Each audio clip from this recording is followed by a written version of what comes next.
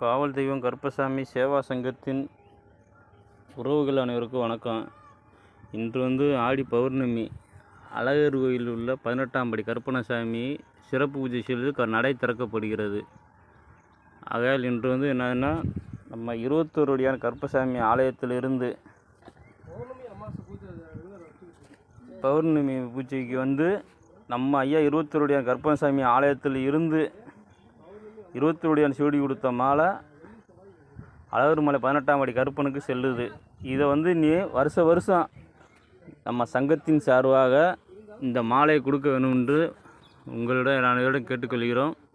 இன்று விபூதி, குங்குமம், சந்தனம், பன்னீர் பாட்டில், பூஜை சாமானோட 44 அடி உயரம் கொண்ட நிலமாலை ஐயாவுக்கு சாத்தப்பட்டு இன்றைக்கி பூஜைகள் செய்யப்படுகிறது.